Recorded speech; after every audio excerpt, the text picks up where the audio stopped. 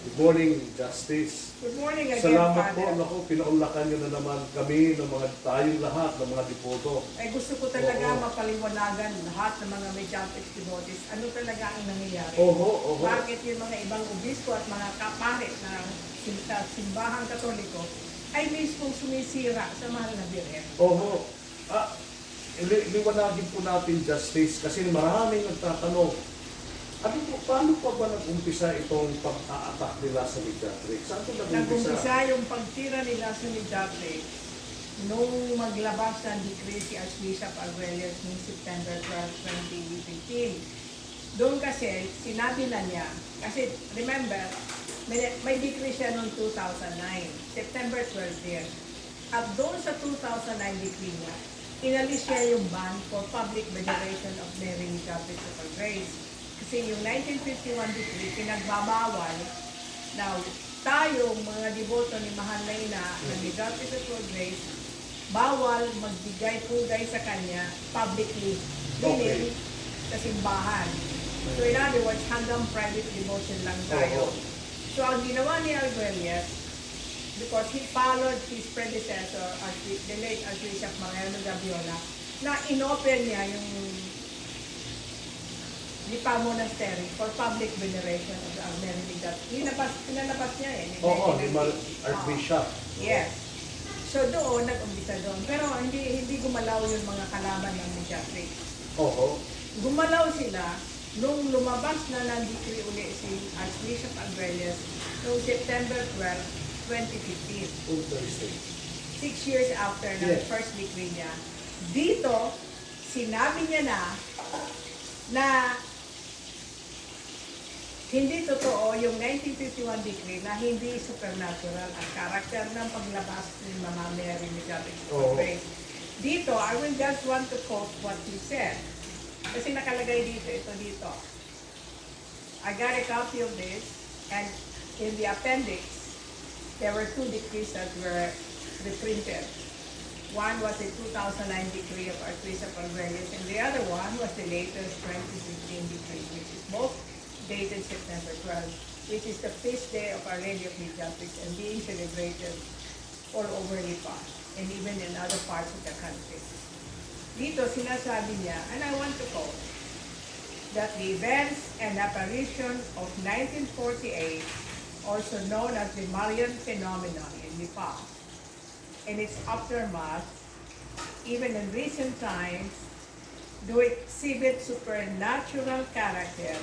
It is worthy of belief. Thus, I encourage the devotion to the Most Holy Mother Mary under her revered and worthy title, Mediatrix of Our Grace. Dito na nabahala sina Cardinal Rosales, si Cardinal Tagle at si Archbishop Villegas. Kasi itong tatlong ito kontra ito sa Mediatrix. Bakit? I have it on good authority na lumabas yung decree, nagkandara pa silang maayos ito ng Vatican.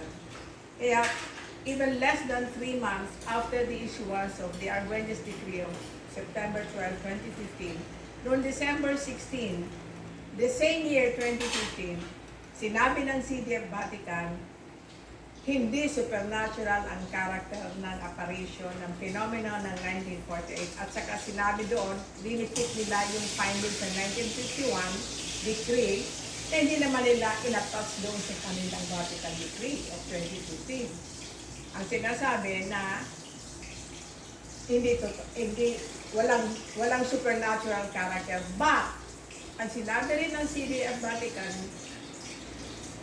pwede kayong magpatuloy ng sa inyong devotion, pero alisin ninyo ang apparition. In other words, the CDF Vatican Decree of 2015 made a distinction between the apparition and the veneration and the devotion. So you continue with the devotion, but don't talk about the apparition. Parang yun ang sinasabi, in consonance with the previous ruling or previous decree of 1951 na sinasabi nila na approved by the Holy Father, Pope Pius XII. Kasi remember, yung decree niyon was merely diocesan decree of 1951 April ng isang 6 bishops. Nandun si Bagnoche, nandun si the late Cardinal Rufino Santos, who was then the Apostolic Administrator of Lipa. So, ang sabi naman nila, lalo na yung mga exorcist, sina Father Siquilla, Father sila Cabading. Cabading, lalo na si Father Father Cabading. Cerudo. And Father Legaspi, Nonet Legaspi. Yeah, no, net. Sabi nila na ito daw was affirmed by Pope Pius XII. Asan na yung affirmation? Yan ang hinahanap ko. Yan ang hinahanap natin mga devoto ng mga Mediatrix. So sa madaling sabi, nag-umpisa doon. Okay. So ang ginawa nila, palabas sila ng decree, pero tinira nila si Archbishop Arguelles. Pinalis nila sa pwesto. At pinalit si Archbishop Garcia. So justice, ibig sabihin pala, sa pangyayari noong 1948 hanggang ngayon, ang formal pa lang na nag-declare about the operation ay si Archbishop Arguelles. Which- Natama sa kanya pagiging local Which ordinary. is in his own Yes, authority. Kasi, correct. Oo. if you look at the history of the apparitions all over the world, Yes. yung Fatima apparition, yung Lourdes apparition, nag-umpisa yun sa diocesan Tama. sa bishop. Tama. Hindi naman nag-umpisa sa Vatican. Oh. Kasi being the local ordinary, you are more attuned with the facts of the case.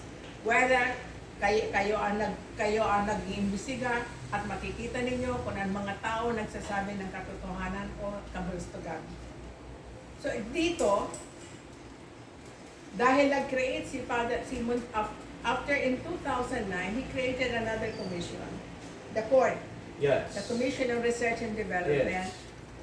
Research and Development, kasi as the aftermath of the 1951 decree of DIPA, tiningnan. So nakita man doon na lahat doon nag-submit.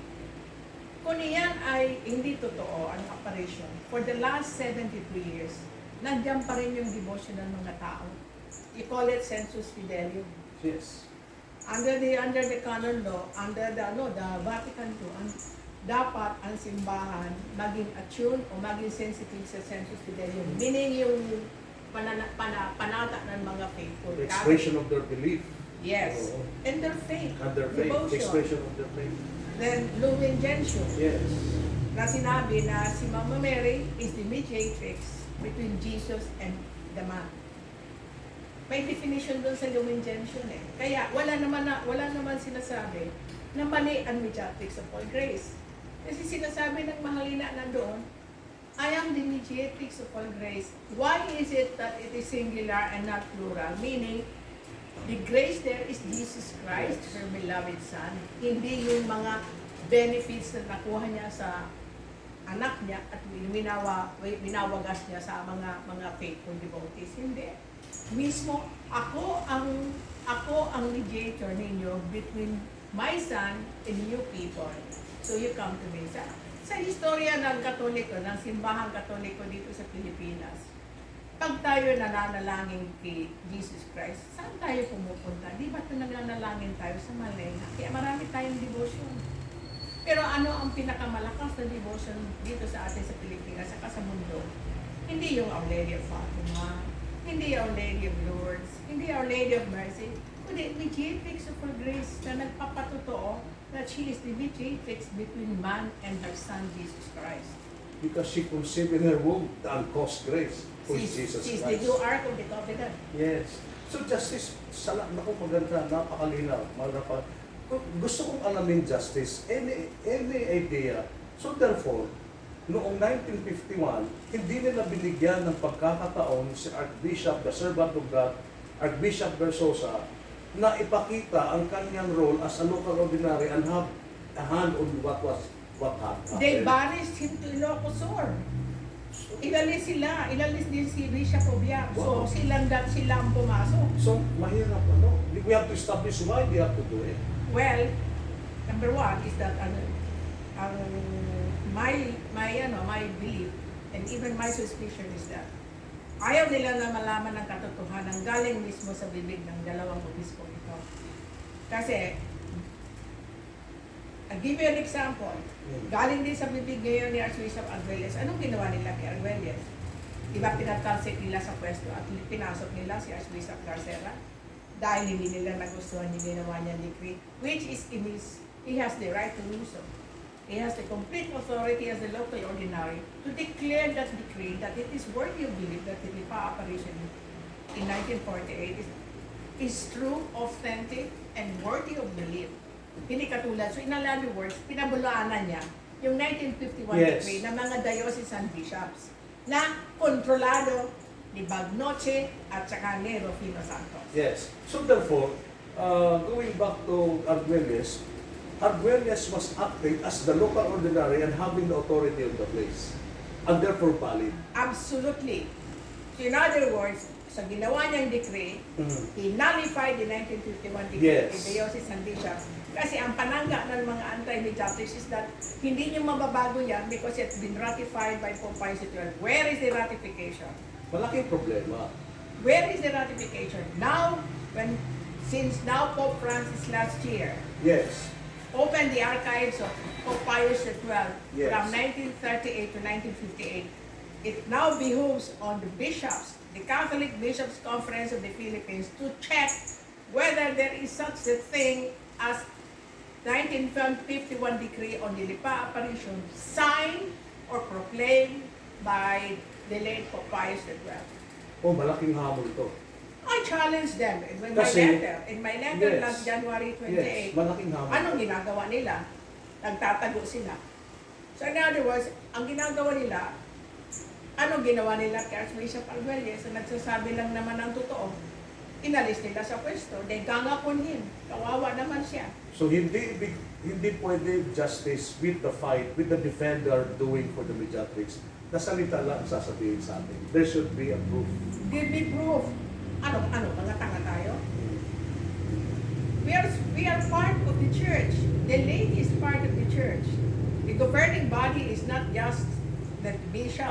Naalala ko, sinasabi ni Father Siquia when we had the meeting. Remember, Okay. by our baptism, we were adopted into a spiritual a priesthood by Jesus Christ. Lahat naman tayo eh. The only difference between priest and us is that sa kanila ministerial yung priesthood nila. Sa atin hindi. Yes. By reason of our baptism. Yes, yes. Kaya ang sinabi ni na Father Siquia, you remember when we had the meeting, we just have to obey kung ano man ang sabihin. What What is there to obey in the first place? You have not presented any proof. I asked Tell him us point this. blank. Yes. Noong May 1st, 2017, you remember our meeting Yes, in yes. Guadalupe Yes. Seminary? Yes. I point blank asked him, do you have a copy of the 1951 decree signed by Pope Pius XII? No, I don't have. I also asked Archbishop Valles, does CBCB have a copy of the 1951 decree signed by Pope Pius? We don't have it. So why are you saying that it is? Are you making a blind obedience? Remember, this has to do with the faith of the people, with the devotion. You have to give us concrete proof. That's valid. So valid. God, you have to give us concrete proof. Hindi pwede na, you're guilty of disobedience. Disobedience to what? To their lies, their prevarications? I will not obey their lies and their prevarications. Obedience is to the truth. Remember, anong sinabi ni Jesus Christ? I am the way, the truth, and the life. Where is the truth there? Nang sinasabi nila, ilabas na nila. Sa una, sinabi nila, we cannot show it because we have to protect the integrity and the character of the persons involved. Yes. Wala na, hindi na valid yung reasoning na yon because mismo ang Santo Papa nagsasabi na buksan na, tingnan na ninyo. Obligasyon ninyo mga obispo dito sa Pilipinas, tingnan nyo doon at ipakita ninyo kung meron talaga o hindi. Kasi kung meron talaga ang Pope Pius XII na decree, then we will accept it. But, we also have a reason. Kasi hindi naman magisterium of the church yan eh. It's a private revelation. Pwede pa naman tingnan uli yan ni Pope. Reformable. No, pwede tingnan uli ni Pope Francis on the basis ng itong mga recent na mga findings ng court ng Commission ni Archbishop Arguelles. Bakit? Ang sabi ni Father Cabadi, if you don't, you commit a sin of... No, you didn't commit a sin. Bakit? When the Vatican declared as authentic the apparition of Our Lady in Fatima, the apparition of Our Lady in Lourdes, And any Catholic who doesn't still believe it does not commit a mortal sin because it's a private You're right. revelation. You're right. It is not a public revelation. As emphasized by Cardinal Vidal when you interviewed Cardinal When I Vidal. interviewed him, I asked him point blank, do we Yes. commit a sin if we believe? Yes. Not only that, mga obispo naniniwala. I will give you an example. May pictures pa nga ako dito eh.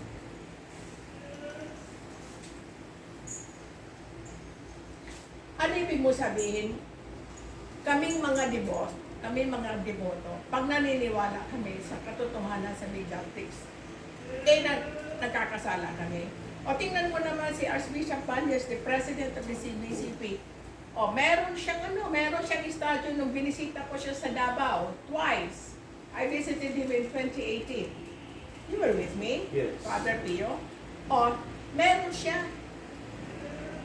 Naniniwala siya. Ano ibig mo sabihin pwede maniwala ang obispo, pero hindi pwede maniwala ang mga laiko? O, that's double standard. So, Ito pa, sandali pa, meron pa, ito pa. ganda. Meron pa ako.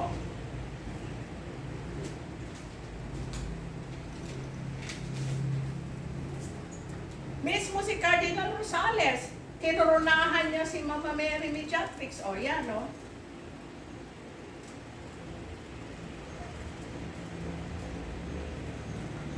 No less than the Holy Father, Pope Francis, nagbigay-pugay siya sa Mediatrix nung nagbisita siya dito. Dito ito kay Bishop Du, Sa Palok. sa Palo, Leyte. Leyte. Oh.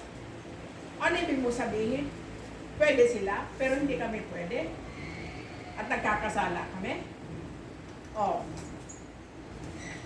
So, justice. Ganito pa. So, let me just continue with Go ahead. the history of itong paninira kay Mama Mary. For the last 70 years, wala naman sinasabi ang mga obispo dito sa ating bayan na demonically infested Mhm. ang Mediatrix That's my base. next point. Good. Very good. Nag-umpisa lang yan yung decree ni Arguelles, the Archbishop Arguelles, nag-umpisa. Bakit? Nabahala sila. So ang ginawa nila, but they have committed the sin of heresy. Bakit? Yung CDF 2015 ng Vatican said, continue with the devotion. Anong ginawa nila? Gusto nilang patayin pati ang devotion. Pinalabas nila na may isang demonyo ang Mediatrix image. Infested. Infested. Kaya dapat tanggalin. Itapon, ibaon, tuktukin. At sino ang ginamit ni na Cardinal Tagle, ni na Cardinal Rosales at Archbishop Villegas para gawin ito? Yung mga exorcist ng Archdiocese of Manila. Sina Father Siquia, sina Father Cirudo, sina Father Tabadi. Although he's a Dominican, but he's on loan to the Archdiocese of Manila. Doon sa paranormal Office of Exorcism. Office of Exorcism. No, Then, Nonet Legaspi of Novaliches. So ano ito? Ito ay nasasakupan ni Cardinal Tagle. Lahat ito sa Metro Manila. Si Rudo is with the Diocese of Cubao. Nonet Legaspi is the Diocese of Novaliches. Si Padre Siquia is resident ng Archdiocese as the head of the exorcism department. And then si Kabadi is also there helping out Padre Siquia. So anong ginawa nito, mga apat na ito? Marching orders nila kina Cardinal Tagle, Cardinal Rosales, at kay Archbishop Villegas, destroy the devotion of Our Lady of Mediatrix. Ipalabas ninyo na demonically infested ang imahin ng Mediatrix of All Grace. Kaya ginawa nila yon. Magtataka ka, Father, bakit ang lalakas ng loob nila? Hindi sila natakot. They were never afraid of defying the Vatican Decree of 2015 saying that obey, recognize, respect the devotion of the laity to a Mary Mediatrix of All Grace. Separate the apparition from the devotion. Hindi nila yung ginawa. Malakas ang loob nila kasi backup sila ng mga tao ito who are powerful in the church hierarchy here in this country. The Philippine church hierarchy, the Catholic church hierarchy. So, 2 beses ako nagreklamo written complaint for heresy against Father Siquia, Father Lugasmi, lahat. Si Rudo, lalo na. Binigyan ba akong pansin ni Cardinal Tagle? Hindi. Nagpatuloy sila. Bakit? Alam nila na ang mastermind nila ay si Cardinal Tagle. Mastermind nila si Cardinal Rosales. Mastermind nila si Archbishop Villegas. Ang lalakas ng loob nila. Nung mag-complain ako, nag-file ako ng formal complaint kay Cardinal Quevedo. Natural, si Cardinal Quevedo is in cahoots with Cardinal Tagle.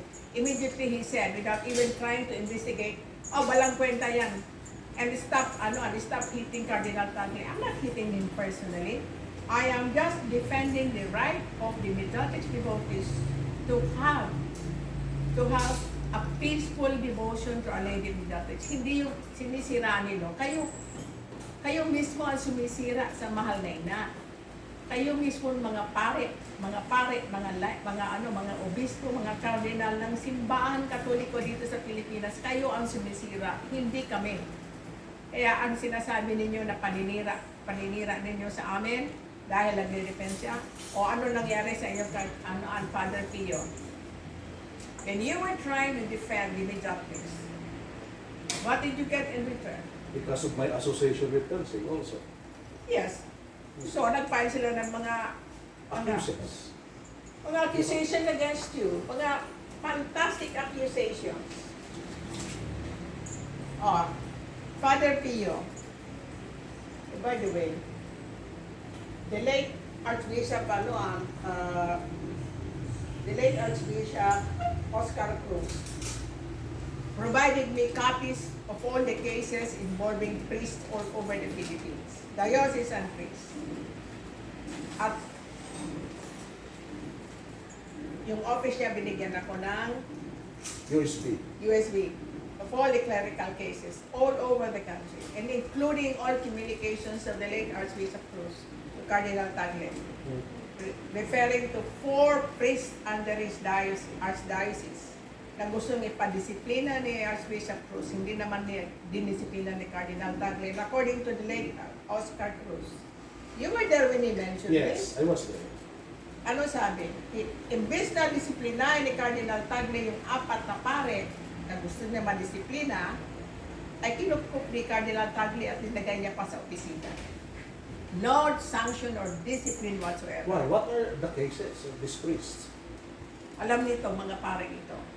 I don't have to say, but it has something to do with immorality.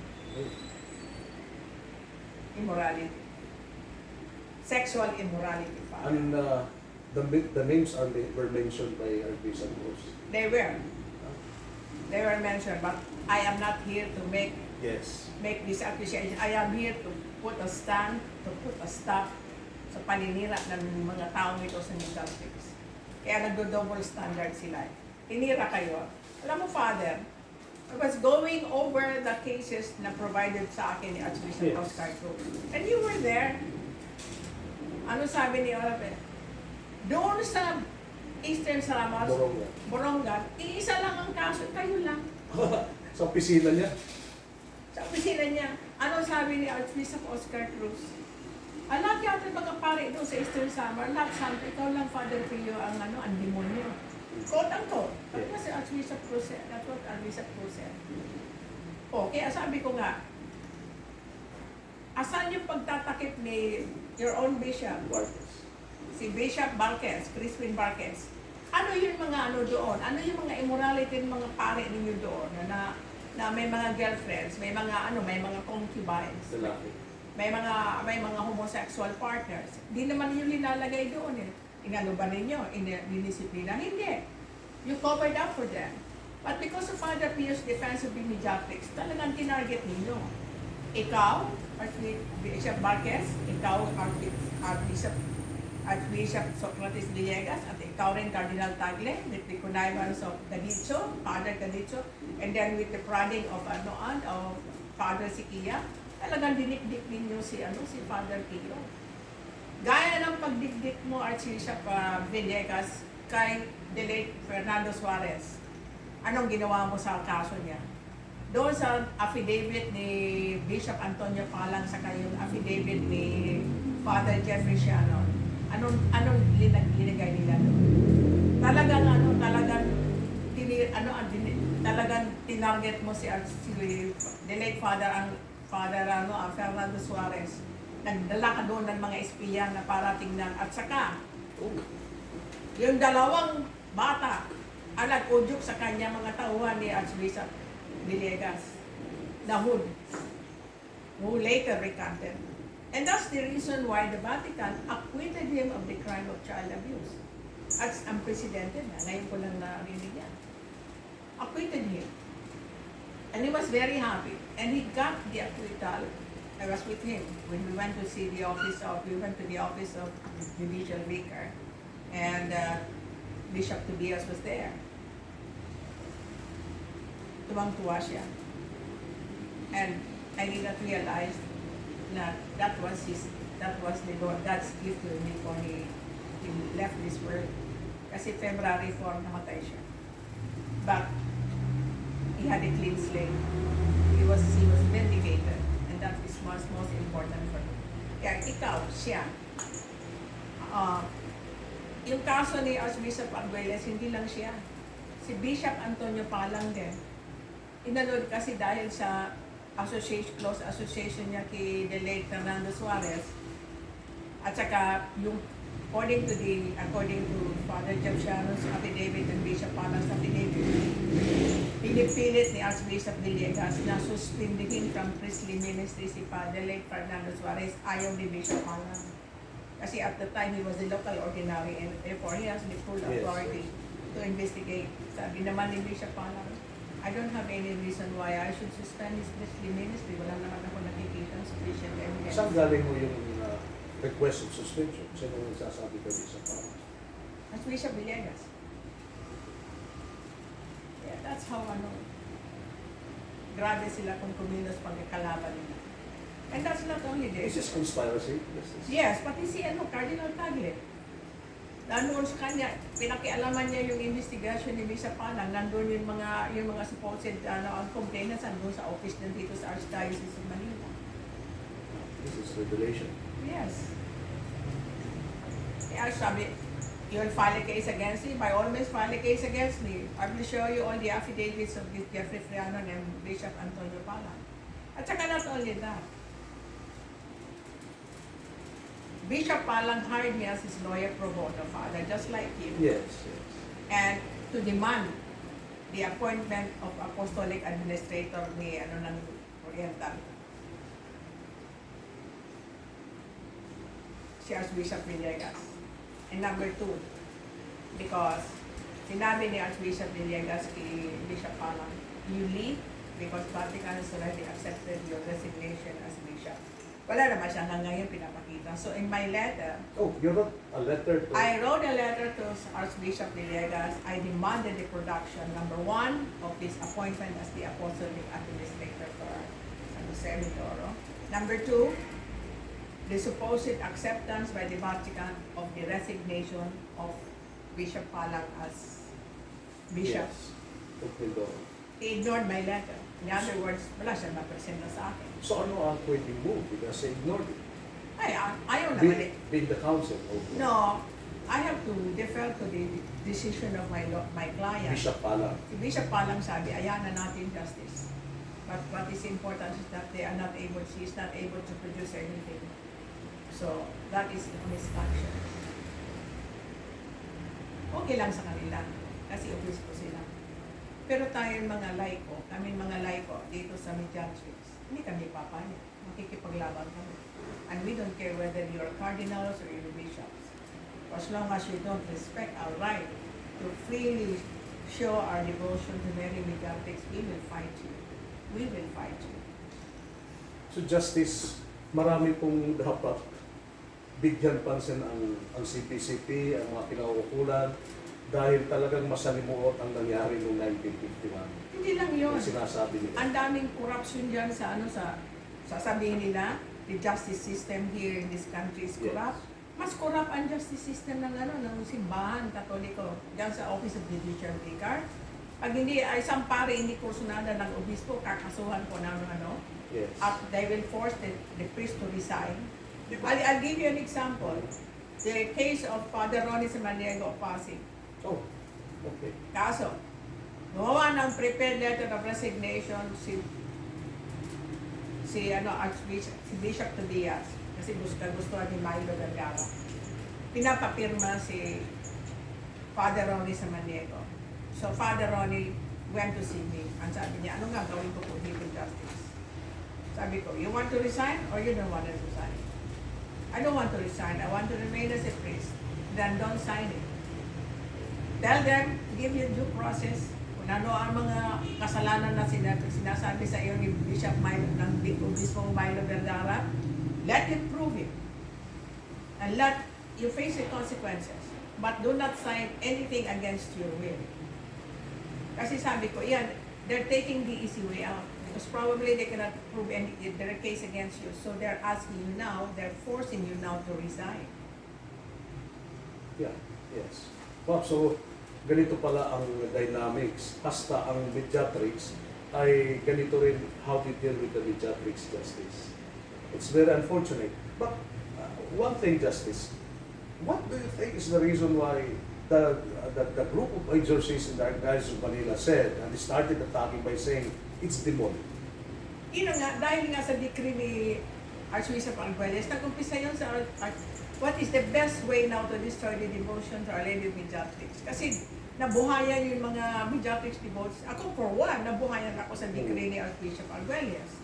And here is the local ordinary with authority to pronounce whether the apparition is authentic or not. Because that is lodged in the local ordinary. It's not lodged in any Yes. other body or not even Vatican can say. The Yeah. Vatican can only confirm as to the recommendation of the local Or ordinary. local ordinary? Without the recommendation of the ordinary, there's nothing that the Vatican can do. But, anong ginawa dito? In other words, without making the necessary explicit statement in the decree itself, Archbishop Arguelles sinabi doon, implicitly, I nullify the 1951 decree. Yes, implicitly. Implicitly, I nullify the 1951. Yun ang pagkaintindi namin mga devoto ng Mediatrix. Kaya we were very happy. So ano sabi namin na Cardinal Tagle, na Cardinal Rosales, ni Archbishop Villegas, hindi pwede ito. So ano ginawa nila? They got the services of the exorcists of Archdiocese of Manila and they started attacking the Mediatrix image as demonically infested. Mind you, Father Siquia, before the 2015 decree, as late as 2014, he was a believer of the Mediatrix. Nagmimisa pa yan sa simbahan, sa monasteryo. Did you hear anything about any word from Cardinal Tagle that demonic, even before the decree came out? The Arguelles decree came out? Wala. What about Archbishop Villegas?